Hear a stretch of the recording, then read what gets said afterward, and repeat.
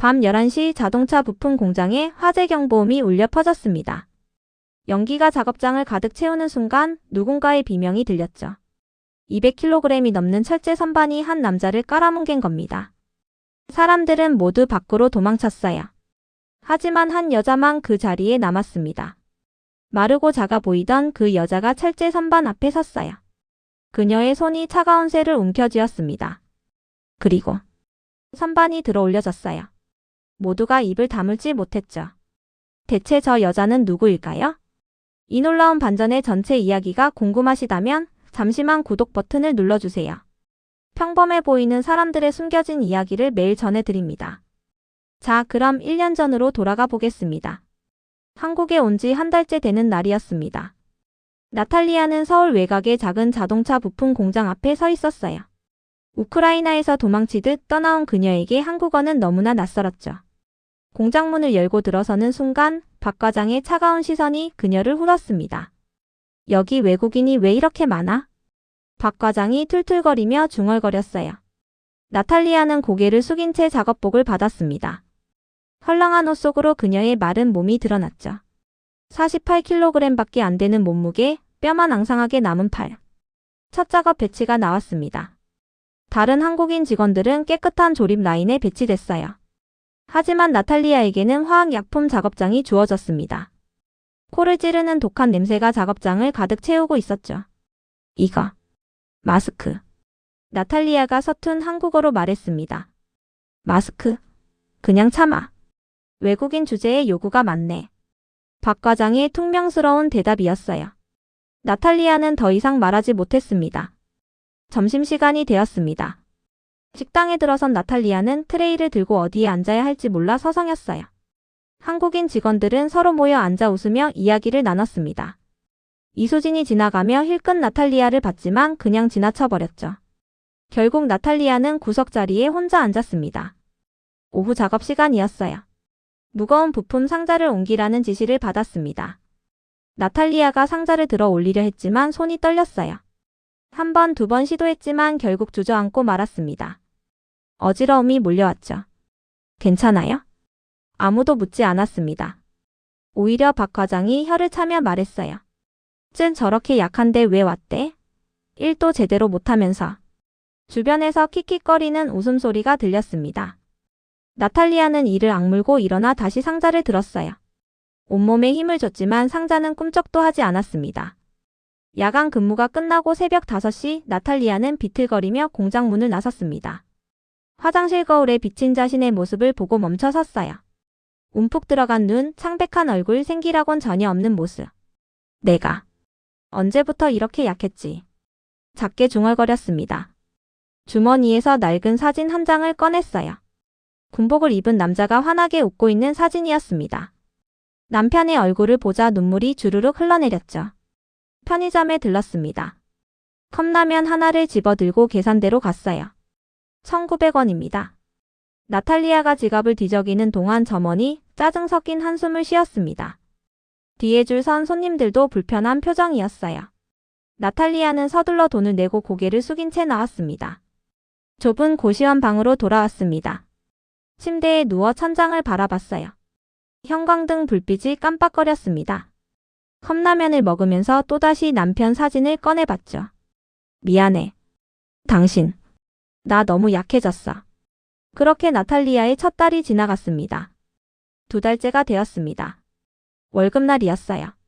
나탈리아는 박 과장이 건네는 봉투를 받아들었습니다.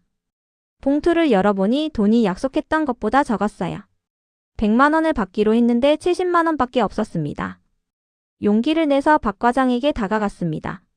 저기, 돈이 조금 적은 것 같아요. 서툰 한국어로 천천히 말했죠. 박 과장이 고개를 들더니 비웃듯 말했습니다. 뭐? 한국말도 제대로 못하면서 돈 계산은 하네? 주변에 있던 직원들이 웃음을 터뜨렸어요. 나탈리아의 얼굴이 빨개졌습니다. 세금 떼고 이것저것 빼면 그거야. 싫으면 우크라이나 돌아가든가. 박 과장이 손을 휘저으며 말했습니다. 나탈리아는 더 이상 말을 잇지 못하고 고개를 숙였어요. 항의할 힘도 용기도 없었습니다. 작업 중이었습니다. 화학약품 냄새가 너무 독해서 머리가 지끈거렸어요. 나탈리아가 다시 한번 용기를 냈습니다. 과장님, 마스크. 하나만. 아직도 그 소리야? 마스크 아깝다고 했잖아. 그냥 참아. 박 과장의 목소리가 차갑게 식당에 울려 퍼졌습니다. 그때였어요. 화학약품이 튀었습니다. 나탈리아의 손등에 뜨거운 액체가 닿았죠. 아! 작은 신음소리가 새어나왔습니다. 손등이 빨갛게 부풀어 올랐어요. 간단한 물로 씻고 밴드 하나 붙이는 게 전부였습니다. 일 계속해. 시간 없어. 박 과장이 등을 돌리며 말했습니다. 나탈리아는 아픈 손을 감싸쥐고 다시 작업대로 돌아갔어요. 이수진이 멀리서 그 모습을 봤습니다. 잠깐 걱정스러운 눈빛을 보냈지만 말은 하지 않았죠. 휴게실이었습니다. 나탈리아는 화장실에 가려고 복도를 지나가고 있었어요. 그때 휴게실에서 흘러나오는 대화 소리가 들렸습니다. 우크라이나 거지 같은 거 왜 뽑았대? 한 남자 직원의 목소리였어요. 그래도 싸게 부릴 수 있잖아. 월급도 깎아줘도 항의 못하고. 다른 직원이 웃으며 대답했습니다. 맞아, 한국말도 못하니까 딱 좋지. 킥킥거리는 웃음소리가 이어졌습니다. 나탈리아는 화장실 칸으로 들어가 문을 잠갔어요. 참았던 눈물이 주르륵 흘러내렸습니다. 입을 손으로 막고 흐느꼈죠. 소리가 새어 나갈까봐 두려웠습니다. 퇴근길이었어요. 비틀거리며 걷는 나탈리아의 발걸음이 어느 건물 앞에서 멈췄습니다. 낡은 헬스장이었어요. 매일 지나다니던 곳이었죠. 유리창에 붙은 안내문이 보였습니다. 헬스 회원권 한 달 3만 원. 나탈리아는 유리창 너머로 안을 들여다봤습니다. 사람들이 런닝머신에서 뛰고 있었어요. 역기를 들어 올리는 사람들도 보였습니다. 모두 땀을 흘리며 운동하는 모습이 활기차 보였죠. 그리고 헬스장 거울에 비친 자신의 모습이 보였습니다. 구부정한 어깨에 초라한 옷차림, 생기 없는 얼굴. 안에서 운동하는 사람들과 너무나 대비되는 모습이었어요. 나탈리아는 자신의 팔을 내려다봤습니다. 뼈만 앙상한 팔, 힘없이 축 늘어진 어깨. 손등에는 아직 화상 자국이 남아 있었죠. 강해지고 싶다. 작게 중얼거렸습니다. 아무도 듣지 못할 만큼 작은 목소리였어요. 하지만 그녀의 눈빛이 잠깐 변했습니다. 뭔가 결심한 듯한 눈빛이었죠. 곧 다시 고개를 숙이고 고시원으로 향했습니다. 그날 밤 나탈리아는 침대에 누워 천장을 바라봤어요. 주머니에서 3만 원을 꺼내 세어봤습니다. 이번 달 월급에서 아껴 모은 돈이었죠. 남편의 사진을 꺼내 들여다봤습니다. 이대로는 안 되겠어. 작은 속삭임이었습니다. 그렇게 밤이 깊어갔어요. 3달째가 되었습니다. 나탈리아는 용기를 냈어요. 헬스장 문을 열고 들어섰습니다. 카운터에는 근육질의 남자가 앉아 있었죠. 최 코치였습니다. 저기, 한 달 등록 하고 싶어요. 서툰 한국어로 천천히 말했습니다. 최 코치가 고개를 들어 나탈리아를 봤어요. 그녀의 마른 몸을 보고 걱정스러운 표정을 지었습니다. 운동 해본 적 있어요? 아니요. 처음이에요. 나탈리아가 작게 대답했습니다. 천천히 시작하세요. 무리하면 다쳐요. 최 코치가 부드럽게 말했어요. 회원 등록을 마친 나탈리아는 러닝머신 앞에 섰습니다. 주변에는 가볍게 뛰고 있는 사람들이 보였죠. 버튼을 눌렀습니다. 시속 5km로 설정했어요. 벨트가 천천히 움직이기 시작했습니다. 걷기 시작한 나탈리아, 처음엔 괜찮았어요.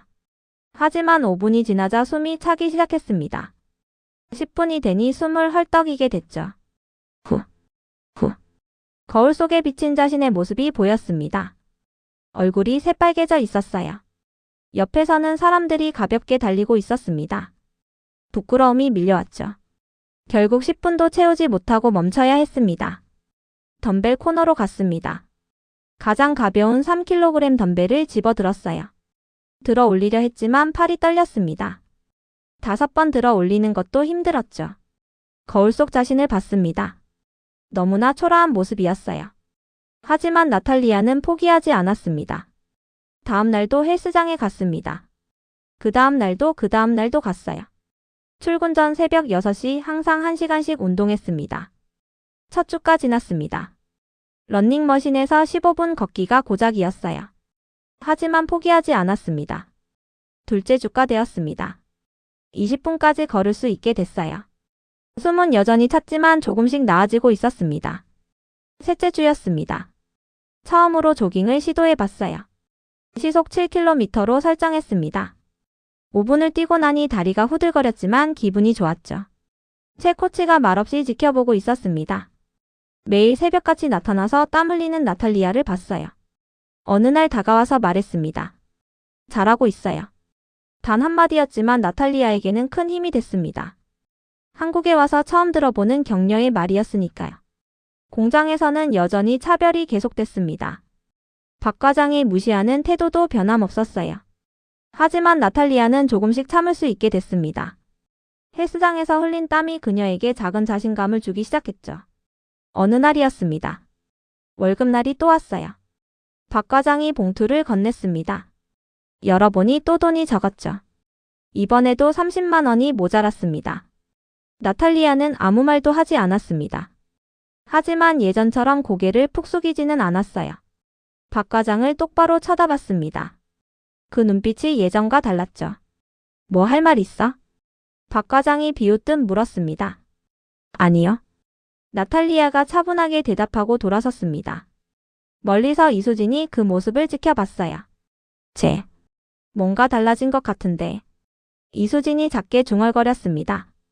작업 시간이었습니다. 예전에는 힘들어하던 부품 상자를 들어야 했어요. 나탈리아가 허리를 숙이고 상자를 잡았습니다. 그리고 들어 올렸죠. 예전보다 훨씬 수월했습니다. 오, 이제 좀 쓸만해지네. 박 과장이 지나가며 던진 말이었습니다. 하지만 여전히 무시하는 투였죠. 그날 밤 헬스장이었습니다. 나탈리아는 러닝머신에서 30분을 뛰었어요. 예전 같았으면 상상도 못할 시간이었습니다. 땀이 주르륵 흘러내렸지만 기분이 좋았죠. 거울을 봤습니다. 여전히 마른 편이었지만 뭔가 달라진 게 느껴졌어요. 눈빛이 조금 더 살아있었습니다. 체 코치가 다가왔습니다. 많이 좋아졌네요. 계속 이렇게 하세요. 감사합니다. 나탈리아가 처음으로 웃으며 대답했습니다. 작은 미소였지만 진심이 담긴 미소였죠. 고시원으로 돌아가는 길, 나탈리아는 자신의 팔을 내려다봤습니다. 조금씩 단단해지고 있는 게 느껴졌어요. 조금씩. 변하고 있어. 작게 중얼거렸습니다. 그날 밤 남편 사진을 보며 말했죠. 여보, 나 포기 안 해. 6달째가 되었습니다. 나탈리아의 몸에 눈에 띄는 변화가 나타나기 시작했어요. 작업복이 조금 타이트해진 느낌이 들었습니다. 팔과 어깨에 근육이 붙기 시작한 거죠. 공장에서였습니다. 예전에는 힘들어하던 부품 상자를 들어야 했어요. 나탈리아가 허리를 숙이고 상자를 잡았습니다. 그리고 수월하게 들어 올렸죠. 예전처럼 떨리지도 않았습니다. 박 과장이 지나가다 그 모습을 봤어요. 오, 이제 좀 쓸만해지네. 비꼬는 투였지만 나탈리아의 변화를 인정하는 말이기도 했습니다. 하지만 무시하는 태도는 여전했죠. 그래봤자 외국인인 건 똑같지만. 박 과장이 돌아서며 중얼거렸습니다. 헬스장에서는 더 큰 변화가 일어나고 있었습니다. 이제 러닝머신에서 40분을 뛸 수 있게 됐어요. 숨도 예전처럼 가쁘지 않았습니다. 10kg 덤벨로 운동하고 있었죠. 체 코치가 나탈리아의 운동 자세를 지켜보고 있었습니다. 무언가 이상한 점을 발견했어요. 그녀의 자세가 너무나 완벽했습니다. 처음 운동한다는 사람의 자세가 아니었죠. 자세가. 누가 가르쳐줬어요? 체 코치가 다가와서 물었습니다. 아니요. 그냥. 느낌으로요.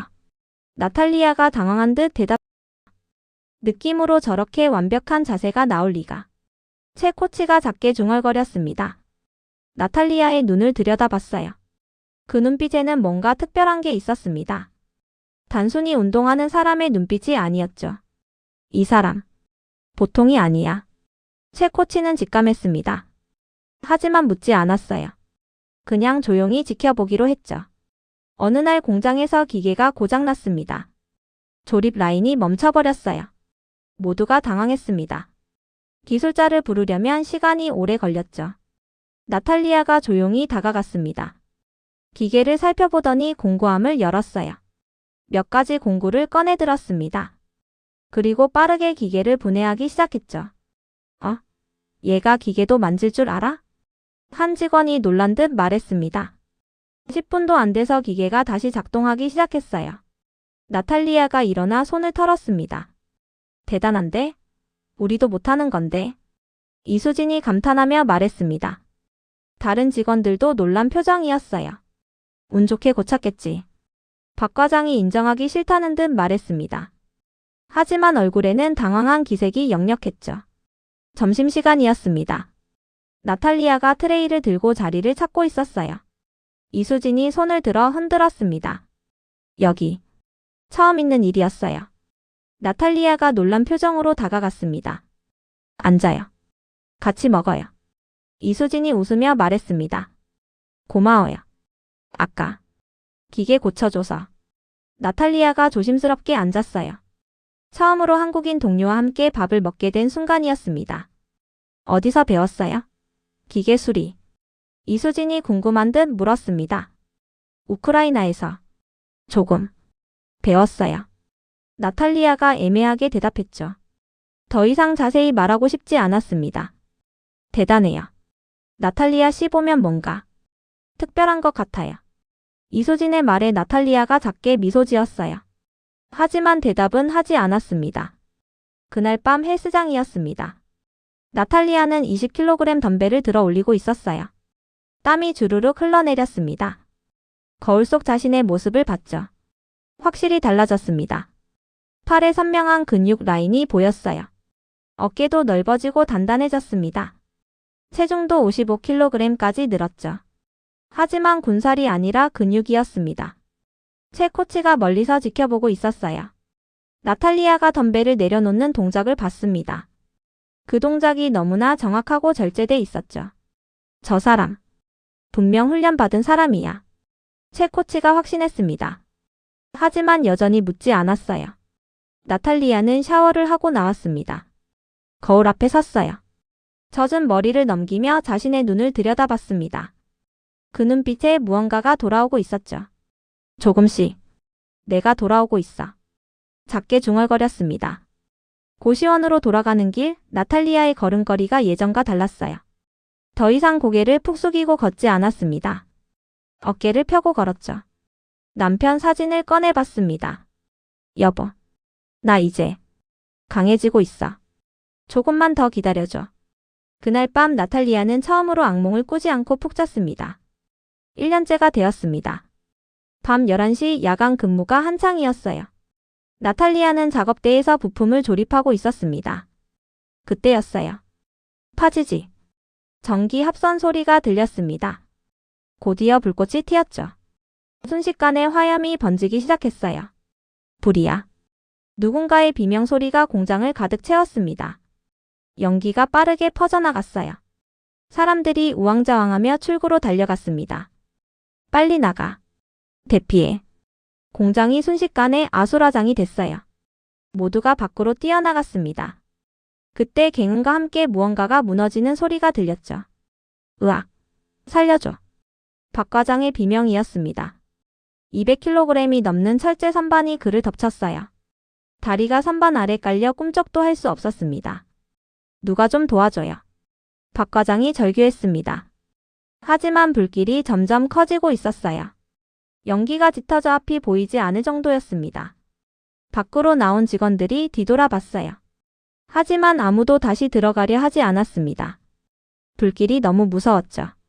과장님이 안에 있어요. 한 직원이 외쳤습니다. 소방차 불렀어요. 기다려요. 김 사장이 다급하게 말했습니다. 이수진이 주변을 둘러봤어요. 나탈리아가 보이지 않았습니다. 나탈리아. 어디 있어? 나탈리아. 이수진이 다급하게 외쳤습니다. 그때 연기 속에서 한 사람의 실루엣이 보였어요. 나탈리아였습니다. 그녀가 공장 안으로 뛰어들어가고 있었죠. 나탈리아. 안 돼. 위험해. 이수진의 외침이 허공에 울렸습니다. 연기 속으로 사라진 나탈리아는 박 과장을 향해 달려갔습니다. 뜨거운 열기가 얼굴을 때렸어요. 하지만 멈추지 않았습니다. 선반 앞에 섰습니다. 박 과장이 그녀를 올려다봤어요. 절망에 찬 눈빛이었죠. 살려줘. 박 과장이 간신히 말했습니다.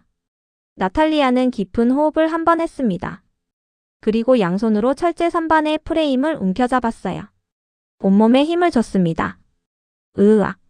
낮은 신음소리와 함께 선반이 움직이기 시작했습니다. 천천히 하지만 확실하게 들어 올려지고 있었어요. 어떻게? 박 과장의 입이 떡 벌어졌습니다.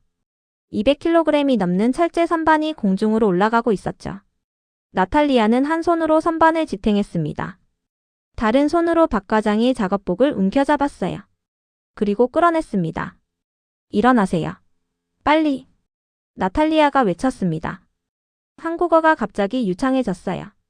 박 과장을 일으켜 세웠습니다. 걸을 수 있어요? 다리가. 박 과장이 비틀거렸습니다. 나탈리아는 주저없이 그를 등에 업었어요. 80kg이 넘는 남자를 업고도 흔들림이 없었습니다. 출구를 향해 뛰기 시작했습니다. 연기 속을 정확하게 빠져나가는 모습은 마치 훈련받은 군인 같았죠. 장애물을 피하고 최단 경로로 달렸습니다. 밖에서 지켜보던 사람들의 입이 벌어졌어요. 연기 속에서 나탈리아가 박 과장을 업고 뛰어나온 겁니다. 그 속도가 믿을 수 없을 정도로 빨랐죠. 안전한 곳에 박 과장을 내려놨습니다. 곧이어 소방차가 도착했어요. 소방관들이 뛰어내려 진화 작업을 시작했습니다. 구급차가 왔습니다. 박 과장을 들것에 실었어요. 그가 나탈리아의 손을 꽉 잡았습니다. 고마워요. 정말. 눈물이 그렁그렁한 박 과장이었습니다. 모든 직원들이 나탈리아를 둘러쌌어요. 김 사장, 이수진 모두가 충격에 빠진 표정이었습니다. 어떻게 저렇게 무거운 선반을 사람을 업고 저렇게 빨리 뛰다니. 대체 저 여자는 누구야? 속삭이는 소리들이 들렸습니다. 이수진이 나탈리아 앞으로 다가왔어요. 나탈리아, 너 대체 뭐야? 떨리는 목소리로 물었습니다. 나탈리아는 긴 침묵을 지켰습니다. 모든 시선이 그녀에게 쏠려 있었어요. 더 이상 숨길 수 없다는 걸 알았습니다. 천천히 입을 열었습니다. 저 우크라이나에서 군인이었어요. 모두가 숨을 죽였습니다. 특수부대. 8년 동안. 특수부대? 김 사장이 되물었습니다. 네. 저와 남편. 둘 다 같은 부대였어요. 나탈리아의 목소리가 떨렸습니다. 순간 모두가 침묵에 빠졌습니다. 그들이 1년 동안 무시하고 차별했던 그 여자가 특수부대 출신이라니. 믿을 수 없는 현실이었죠. 구급차가 박 과장을 싣고 떠났습니다. 불은 완전히 진화됐어요. 하지만 공장 앞에 모인 사람들의 충격은 가라앉지 않았습니다. 모두가 나탈리아를 둘러싸고 있었어요. 김 사장, 이수진 그리고 모든 직원들. 아무도 말을 하지 못했습니다. 특수부대라는 말이 너무나 충격적이었죠. 이수진이 조심스럽게 입을 열었습니다. 나탈리아. 정말 특수부대였어? 나탈리아가 천천히 고개를 끄덕였어요. 네. 우크라이나 특수부대. 8년 동안 복무했어요. 그럼 남편도. 이수진의 목소리가 떨렸습니다. 네. 남편도. 같은 부대였어요. 나탈리아의 눈에 눈물이 고였습니다. 전쟁이 시작됐을 때 우리 부대가 최전방에 배치됐어요. 모두가 숨을 죽이고 들었습니다. 작전 중에 남편이 적의 총에 맞았어요. 나탈리아의 목소리가 떨렸습니다. 제품에서 죽었어요. 피를 너무 많이 흘렸어요. 눈물이 볼을 타고 흘러내렸습니다. 그날 이후로 더 이상 싸우고 싶지 않았어요. 그래서 한국으로. 김 사장이 조심스럽게 물었습니다. 네. 도망쳐 왔어요. 전쟁에서, 군대에서, 모든 것에서. 나탈리아가 고개를 떨구었습니다. 부대 사람들은 제가 전사했다고 알고 있을 거예요. 침묵이 흘렀습니다. 이수진이 다가가서 나탈리아의 손을 잡았어요. 그럼 한국에 왔을 때 정말 약했던 거야? 네. 거짓말 아니에요. 나탈리아가 고개를 들었습니다. 전쟁 때문에 너무 많이 봤어요. 사람들이 죽는 걸. 매일 밤 악몽을 꿨어요. 손이 떨렸어요. 밥도 제대로 못 먹었어요. 그래서 몸이 정말 약해졌어요. 48kg까지 빠졌어요. 직원들이 놀란 표정을 지었습니다. 그럼 지난 1년 동안 한 직원이 물었습니다. 헬스장에서 운동했어요. 매일. 나탈리아가 대답했습니다. 왜요? 왜 다시 강해지려고 한 거예요? 이수진이 물었습니다. 나탈리아는 잠시 망설이다가 입을 열었어요. 처음엔 그냥 건강해지고 싶었어요. 하지만 운동하면서 깨달았어요. 제가 약해서 무시당한 게 아니라 스스로를 지킬 힘이 없어서 두려웠던 거예요. 모두가 그녀의 말에 귀를 기울였습니다. 강해지면 더 이상 도망치지 않아도 된다는 걸 알았어요. 그래서 다시 훈련했어요. 제 몸을 되찾기 위해서. 김 사장이 앞으로 나섰습니다. 그리고 깊게 허리를 숙였어요. 정말 죄송합니다. 진심 어린 사과였습니다. 1년 동안 저희가 얼마나 심하게 대했는지 특수부대 출신인 걸 알았다면. 아니, 김 사장이 말을 멈췄습니다. 아니에요. 특수부대든 아니든 사람을 그렇게 대하면 안 됐어요. 목소리가 떨렸습니다. 다른 직원들도 고개를 숙였어요. 부끄러움과 미안함이 얼굴에 가득했습니다. 나탈리아 씨, 정말 미안해요. 한 직원이 말했습니다. 우리가 너무 심했어요. 또 다른 직원이 말했습니다. 나탈리아가 천천히 고개를 들었어요. 괜찮아요. 이해해요. 저도 제대로 말하지 못했으니까요. 이수진이 나탈리아를 껴안았습니다. 이제 진짜 친구야. 알았지? 나탈리아가 처음으로 환하게 웃었습니다. 1년 만에 처음 짓는 진심 어린 미소였어요. 고마워요. 이수진. 그때 최 코치가 헬스장에서 뛰어왔습니다. 소식을 듣고 달려온 거였죠. 나탈리아. 최 코치가 다가왔어요. 처음부터 알고 계셨죠? 나탈리아가 물었습니다. 눈빛으로 알 수 있었어요. 당신이 보통 사람이 아니란 걸. 최 코치가 웃으며 말했습니다. 하지만 당신이 말할 때까지 기다렸죠. 누구에게나 비밀은 있으니까요. 나탈리아가 고개를 숙여 인사했습니다. 감사합니다. 코치님, 1년 동안 지켜봐 주셔서. 최 코치가 나탈리아의 어깨를 두드렸어요. 당신은 진짜 강한 사람이에요. 몸이 아니라 마음이. 그날 밤 모두가 나탈리아를 새로운 눈으로 보게 됐습니다. 특수부대 출신이라서가 아니라 그 고통 속에서도 포기하지 않고 다시 일어선 사람으로서 말이죠. 며칠이 지났습니다. 박 과장이 병원에서 회복 중이었어요. 다리 골절이었지만 생명에는 지장이 없었습니다. 나탈리아가 병원 문을 열고 들어섰어요. 손에는 과일 바구니가 들려 있었습니다. 들어와도 될까요? 조심스럽게 물었습니다. 어서 오세요. 박 과장이 침대에서 몸을 일으키려 했어요. 하지만 다리 깁스 때문에 쉽지 않았습니다. 괜찮으세요? 편하게 계세요. 나탈리아가 의자를 끌어당겨 앉았습니다. 침묵이 흘렀어요. 박 과장이 먼저 입을 열었습니다. 정말 죄송합니다. 목소리가 떨렸습니다. 1년 동안 제가 너무 심하게 대했어요. 눈물이 볼을 타고 흘러내렸습니다. 월급도 깎고 모욕도 주고 정말 사람 취급도 안 했죠. 박 과장이 얼굴을 손으로 가렸어요. 그런데 당신이 절 구해줬어요. 목숨을 걸고. 괜찮아요, 과장님. 나탈리아가 조용히 말했습니다. 아니에요. 괜찮지 않아요. 박 과장이 고개를 들었습니다. 한 가지만 물어봐도 될까요? 네. 말씀하세요. 왜 그 힘을 숨기고 사셨어요? 박 과장의 눈이 진지했습니다. 저희한테 당하면서도 왜 참으셨어요? 나탈리아는 창밖을 바라봤습니다. 긴 침묵이 흘렀어요.